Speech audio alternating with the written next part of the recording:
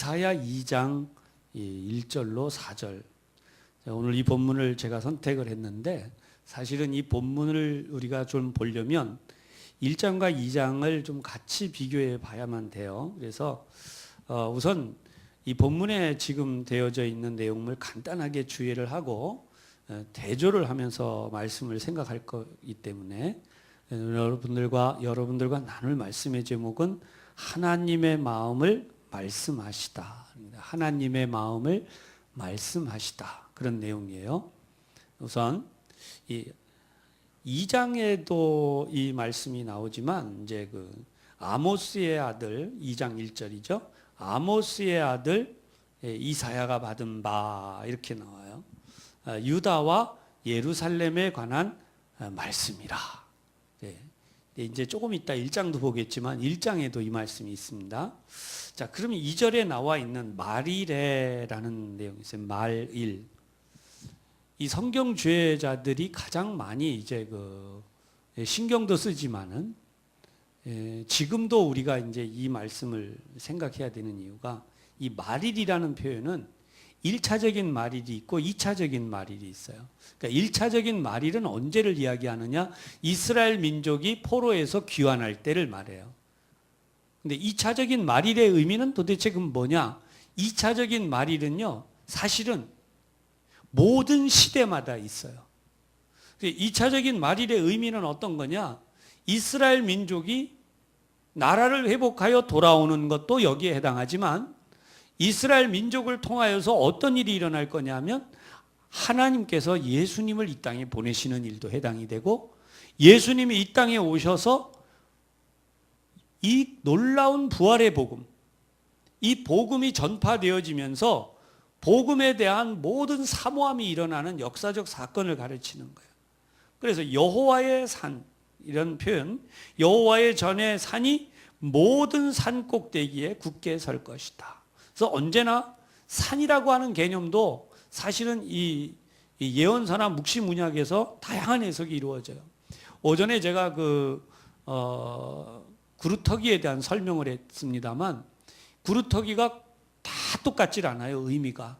그래서 성경을 보면 느부갓네살 왕이 이 잘못되어지는 광경이 나올 때에도 이 구루터기로 나와요. 나무를 베고 그 다음에 그 나무를 사슬로 결박하고, 이렇게 표현이 다 달라요. 그래서 일괄 똑같은 방식으로 해석을 하면은 엄청난 문제가 일어나는 거죠.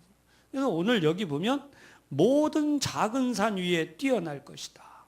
읽어만 봐도 기분이 굉장히 좋아지는 내용이죠. 만방이 그리로 모여들 것이라. 그러면서 3절 복음성가에도 나와요. 이 내용이 많은 백성이 가며 이르기를 오라 우리가 여호와의 산에 오르며 야곱의 하나님의 전에 이르자. 그가 그의 길을 우리에게 가르치실 것이라. 우리가 그 길로 행하리라 하리니 이는 율법이 시온에서부터 나올 것이요. 사실은 이미 율법은 언제 나왔었어요? 언제 주어진 거예요? 시내산에서요. 이스라엘 민족이 광야에서 이미 이 하나님의 계명을 받았는데 무슨 시온에서 나와요. 근데 이 시온에서 나온다는 이 표현 자체가 바로 예수님이 이스라엘 가운데 이렇게 임하셔서 태어나셔서 하나님의 말씀이 우리에게 나타나게 될 것을 가르치는 내용이죠. 여호와의 말씀이 예루살렘에서부터 나올 것임이라. 근데 여기 이 3절에 보면은 우리가 해야 되는 것은 뭐가 있냐면 열심으로 하나님의 전을 찾아가야 돼요. 그래서 야곱의 하나님의 전에 이르자. 오라 우리가 여호와의 산에 오르며 야곱의 하나님의 전에 이르자. 그러면 그 다음에 일어나는 일이 있어요. 그게 뭐냐 하면 말씀을 우리에게 가르치실 것이다. 그러니까 여러분, 우리가 잘 배워야 되죠. 하나님의 말씀을 배울 때에 엄청난 일들이 일어나요. 똑같은 세월을 살다가도 우리가 날마다 기뻐하고 축제하듯이, 주님의 사랑 안에서 기뻐하며 축제하듯이 살다가 갈 것인가, 아니면 세상의 염려와 근심 속에서 하나님 제발 저 좀 붙들어 주세요 이렇게 하다가 갈 것인가.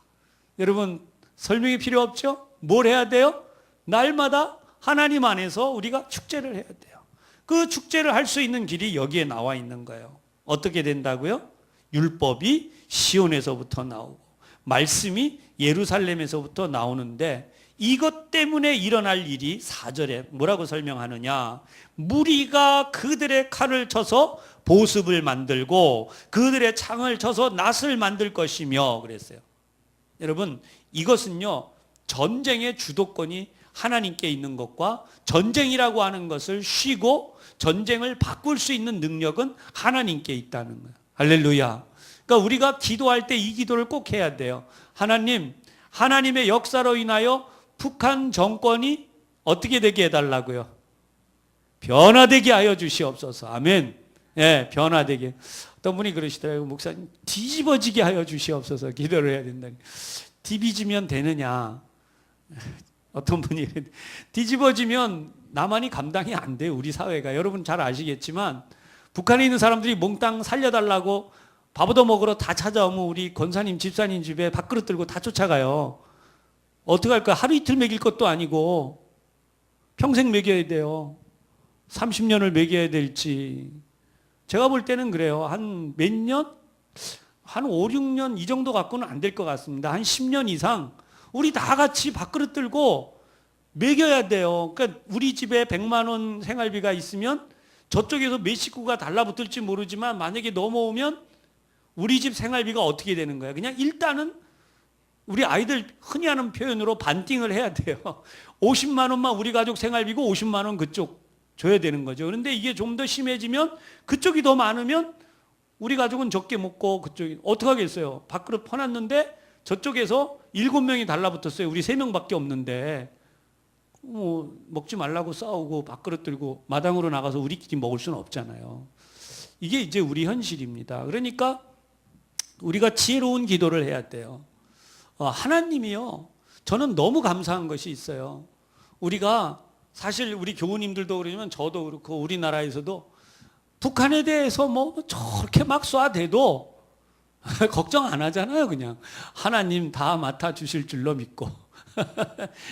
저는 분명히 우리가 이건 굉장히 중요한 믿음이라고 봐요. 그렇다고 그래서 우리가 마음 놓고 방심하자는 얘기는 절대 아니고 준비해야 됩니다. 준비하는데 문제는 기도하는 믿음의 사람들의 기도는 달라야 돼요. 하나님 뒤집어 엎어 주시옵소서가 아니라 변화시켜 주시옵소서. 이건 저의 착각이지만 우리 목사님 동기들하고 우리 선후배 목사님들 혹 만날 때 이제 제가 그런 얘기를 하면 야, 그 착각을 들으시면 좋겠다. 근데 저만 그런 게 아니라 또 그런 분들이 있어요. 김정은이 어느 날 계시를 받는 거야. 잠을 자는데 하나님이 나타나세요. 꿈에 딱 나타나가지고 나는 여호와니라 이렇게 해가지고 회개하고 예수를 믿을지어다 그랬더니 김정은이 아침에 일어나 나와가지고 동무들 다 같이 예수 믿자. 그래가지고 싹 믿어버리는 거예요. 야, 이게 꿈 같은 얘기지만요, 하나님이 하시면 되겠죠. 그렇죠? 예, 느부갓네살도 회개하고 예수 믿게 됐고요. 그렇죠? 성경을 보면 하나님의 역사는 그렇게 일어나요.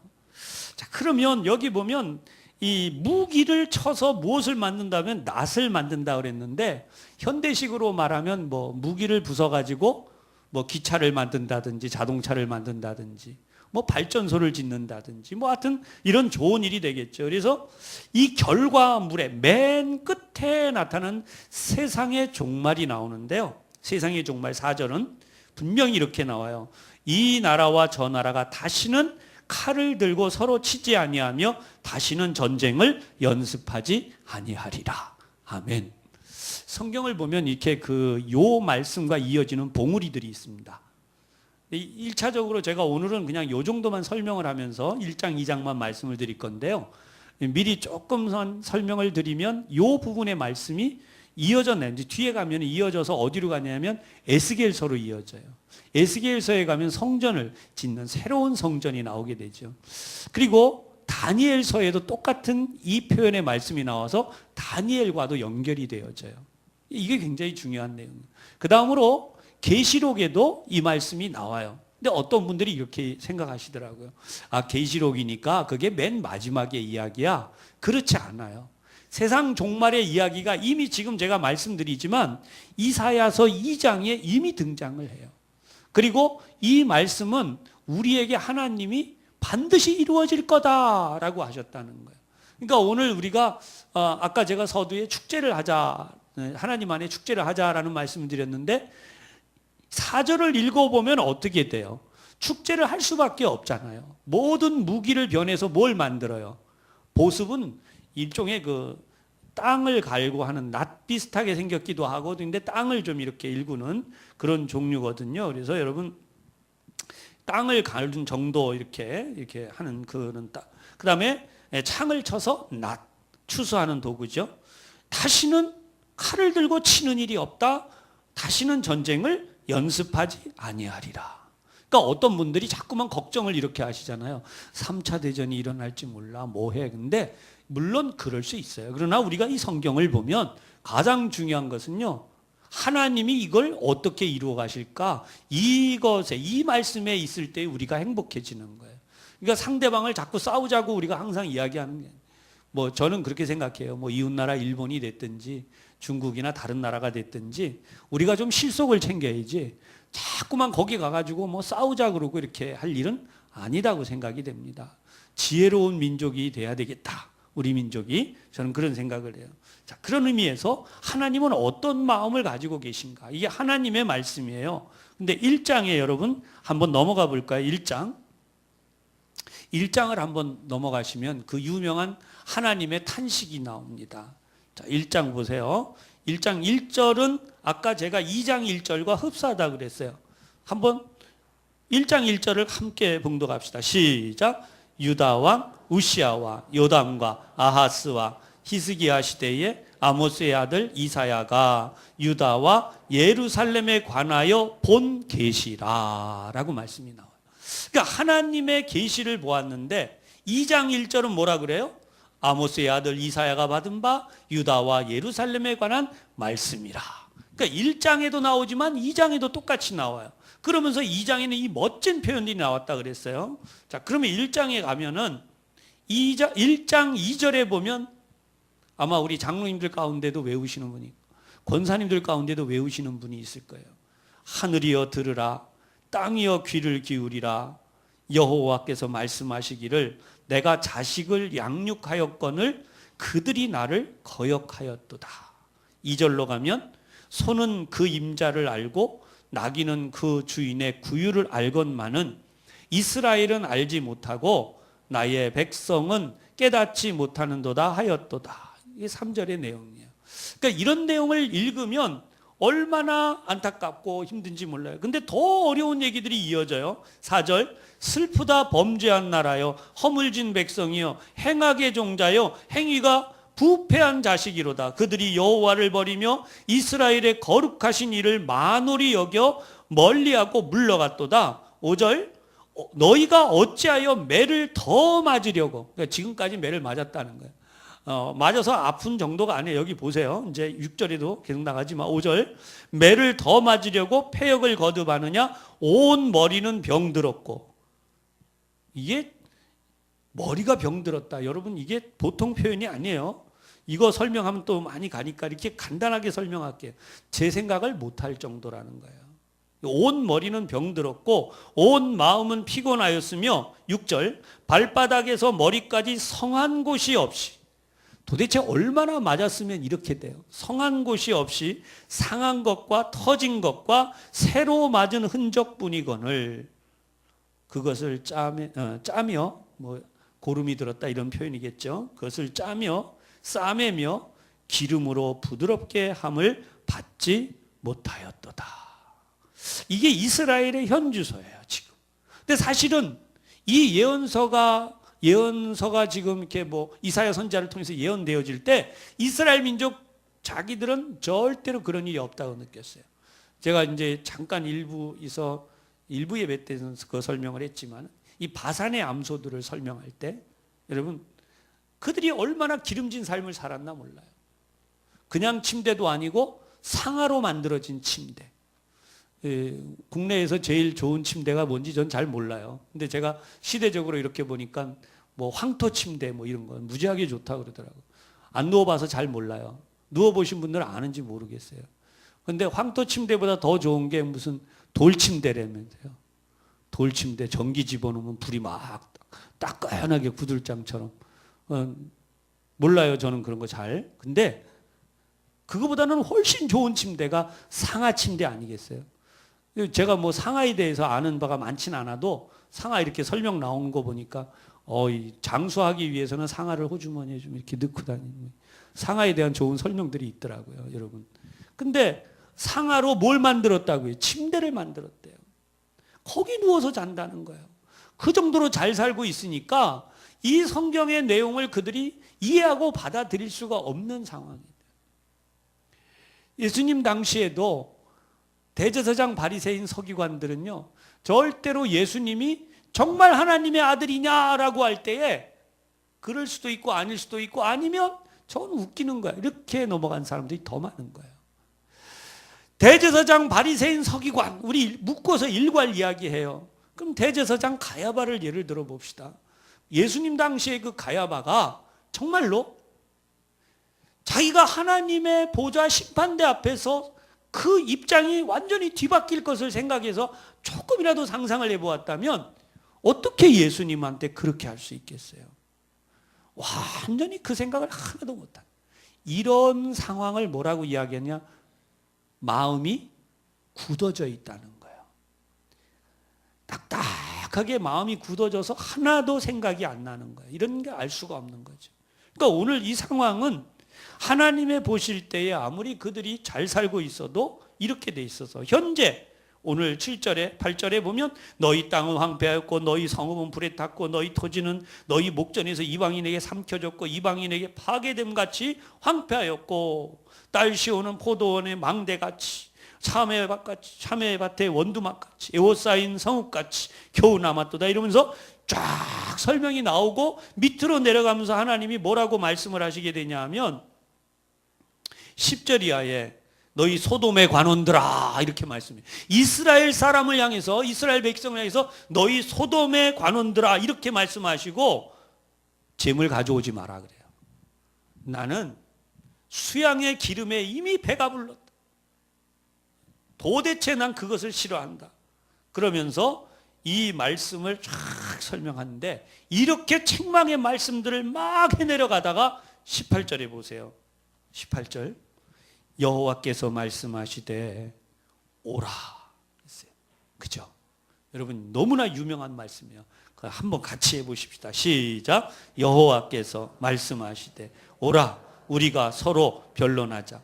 너희의 죄가 주홍 같을지라도 눈과 같이 희어질 것이요 진홍같이 붉을지라도 양털같이 희게 되리라. 아멘. 그러니까 앞에서 막 책망에 쫙 내려가다 갑자기 하나님의 마음을 여기다가 어떻게 표현해놨냐면, 변론하자, 와서 얘기 좀 해봐라, 나하고 좀, 이렇게 하나님이 말씀을 하시면서 주홍 같을지라도 눈과 같이 희고 진홍같이 붉을지라도 양털같이 희게 되리라. 이때 당시에는 양털보다 흰 게 없었어요. 이 양을 치는 사람들이 그래서 그렇게 돼 있어요. 제가 우리 지금 오늘 예배 드리신 여러분들을 충분히 이해합니다. 우리 주님도 이해해 주시라고 하는 마음으로 여러분 귀만 열고 계세요. 밤새 잠을 못 주무신 분들이 눈이 안 떠져서 그런데 안 주무시면 됩니다. 이게 눈은 감고 계시되 귀만 열고 계세요. 일단 그런 마음으로. 근데 여기 지금 보면요, 19절에 다시 이렇게 말씀해요. 너희가 즐겨 순종하면 땅의 아름다운 소산을 먹을 것이요. 하나님이 너희가 즐겨 순종하면, 그런데 거절하면 20절 칼에 삼켜지리라. 그러면서 이렇게 말씀이 반복이 되어지는 거예요. 자, 여기까지만 내려와도 여러분 읽어보면 성경이 마치 질풍노도가 일어나는 것 같아요. 그러니까 막 책망의 말씀이 나가다가 갑자기 약간 멈춰지면서 뭐예요? 와서 제발 좀 이야기 좀 해라, 나하고. 하나님이 그렇게 말씀을 하시고 다시 또 한 템포를 늦춰서 말씀이 뭐냐 하면, 너희가 나에게 순종하면 너희가 좋은 것을 먹을 거야, 잘 될 거다. 그리고 다시 또 막 말씀이 이어져 내려요. 그 2장으로 넘어갔어요. 이 흐름을 잘 보세요.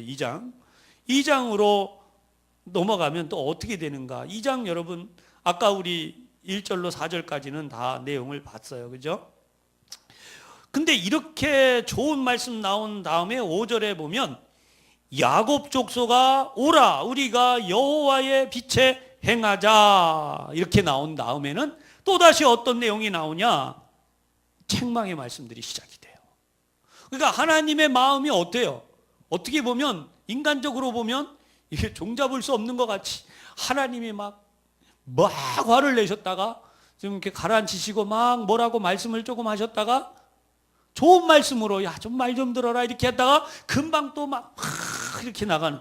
그래서 오늘 이런 내용들이요 쭉 이어져서 이 2장에도 똑같이 반복이 되고요.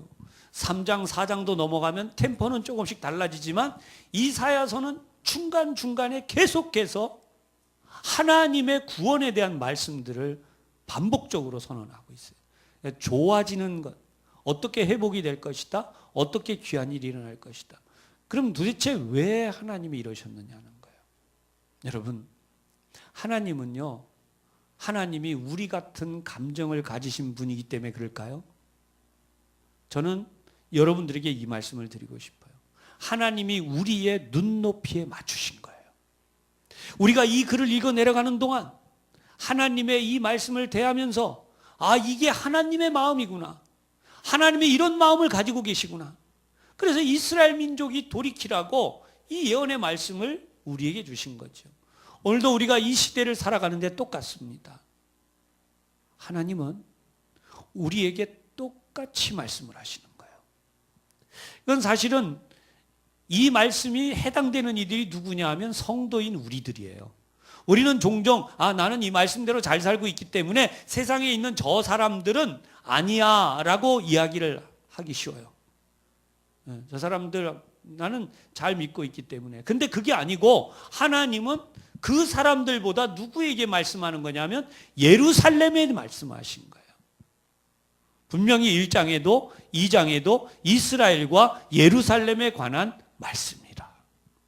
예수님 당시에 그렇게 많은 이 대제사장 바리새인 서기관들이 있어도요, 예수님 편 들어주는 제사장이 한 명도 없었어요. 이게 중요한 이야기예요. 왜 그들은 예수님을 그렇게 못 알아봤을까? 이것이요, 관습 때문이에요. 흘러가는 관습. 이 율법을 어기는 자, 저자는 율법을 어기는 자야. 이런 관습. 그리고 그 관습에 의한 해석으로 갈릴리 나사렛에서는 선한 것이 날 수 없어. 그 하나로 이미 예수님은 어떻게 됐어요? 예수님 끝난 거예요. 모든 평가가 끝난 거예요. 십자가에 달려 죽으시는 존재로서의 모든 일이 일괄 진행되고 있다는 거예요. 그래서 오늘도 우리는 하나님의 이 말씀 속에서 우리 신앙인들, 특히 우리 부천 산성교회 성도인 우리들이 어떻게 신앙생활을 해야 되느냐. 여러분, 그냥 주일날 왔다 가는 것이 우리의 신앙이 아니라 우리는 주일에 와서 예배할 때는 축제가 되고 우리가 삶에서 살아가는 환경 속에서는 하나님의 무엇이 나타나야 되죠?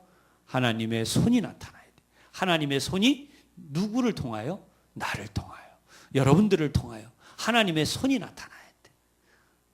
오늘 하나님의 마음을 세상 사람들에게 전하고 그 하나님의 마음이 그 사람들에게 전해져서 정말 이렇게 말할 수 있는 분들이 사회에서 늘어가야 돼요. 우리끼리 한번 연습을 할게요. 당신이 우리의 이웃이어서 너무 감사합니다. 시작.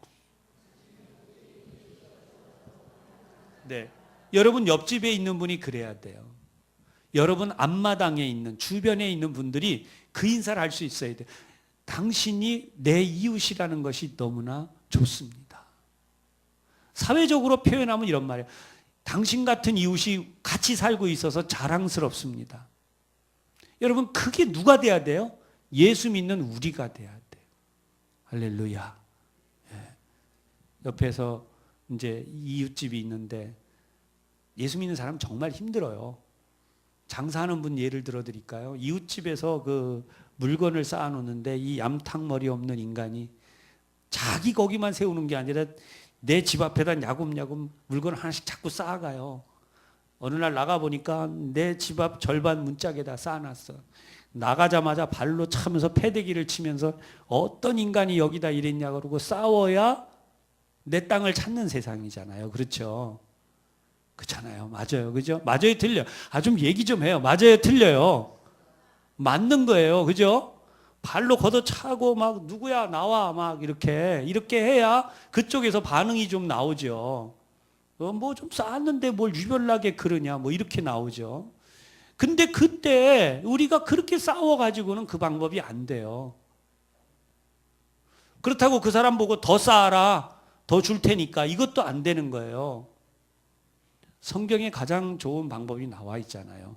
내 원수가 줄이거든 뭐하고 먹이고 마시우고 다 하라고. 근데 사실 그 사람이 뭐 줄이고 뭐 한 사람이 아니니까 우리 생각은 그렇지만 영적으로 보면 그 사람은 말라 비틀어진 사람이에요. 영이 없다고 생각할 정도로 말라 비틀어진 사람이에요. 그러니까 그 사람을 어떻게 해줘야 되느냐? 밥을 한 번만 사줘서는 안 되고 몇 번? 10번쯤 사줄 각오를 해야 돼요.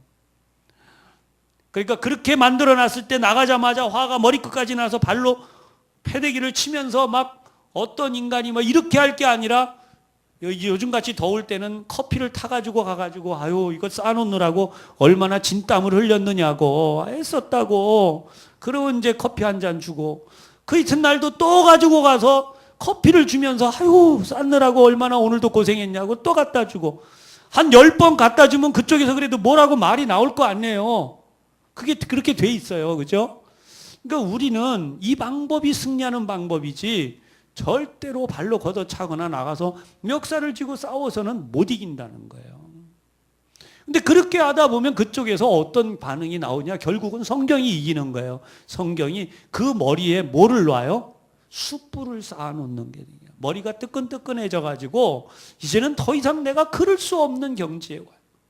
그럴 때 그 이웃이 나를 보고 당신 같은 분이 내 이웃이 됐다는 게 참 행복합니다라는 말이 나오게 돼 있다니까요.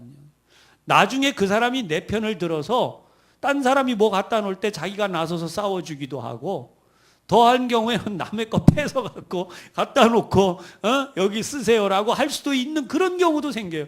실제로 저도 비슷한 경험도 해봤어요. 그런데 여러분 우리는 또 그럴 때 그렇게 가면 안 되겠죠.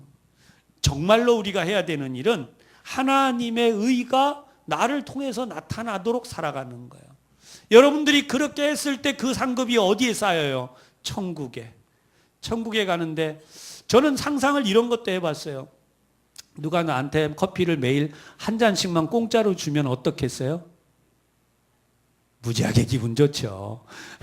매일같이 한 잔씩 공짜로만 준다 그래도 무지하게 좋아요. 근데 하나님 나라를 갔더니 내가 이웃에게 커피 10잔을 이 세상에서 사는 동안 커피 10잔을 대접했더니 하나님께서 어떤 상급을 주셨냐? 천국에서 천국 메이커 커피, 최고의 천국 메이커 커피를 하루도 안 빼놓고 마음껏 내가 대접하고 싶은 대로 10잔씩 주세요. 매일같이 10잔. 이야, 천국에서 매일같이 10잔. 그러면 절반은 제가 먹어도 절반은 누군 줄 수 있잖아요. 그죠? 좀 뭔가 그런 생각. 여러분, 하나님이 우리에게 주신 것에 대하여 그런 복을 받을 수 있는 생각. 여러분, 이게 제 생각이 아니에요. 성경책을 펴놓고 기도하다 보면요, 많은 생각이 들어와요.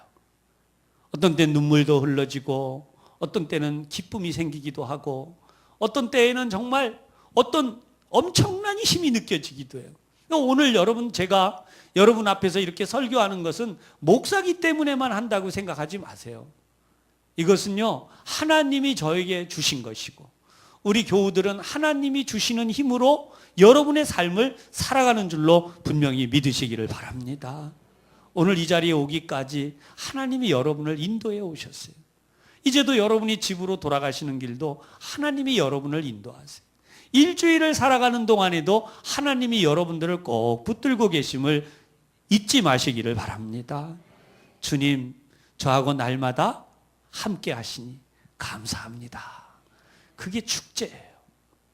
주님이 내 손을 잡아주시고 나와 함께 하시고 내게 힘을 주시는 여러분 인생에 놀라운 하나님의 은혜와 복이 주어졌음을 믿고 오늘도 기쁨으로 돌아가실 뿐 아니라 한 주간도 주님과 날마다 잔치하고 축제하며 사시기를 주님의 이름으로 축복합니다.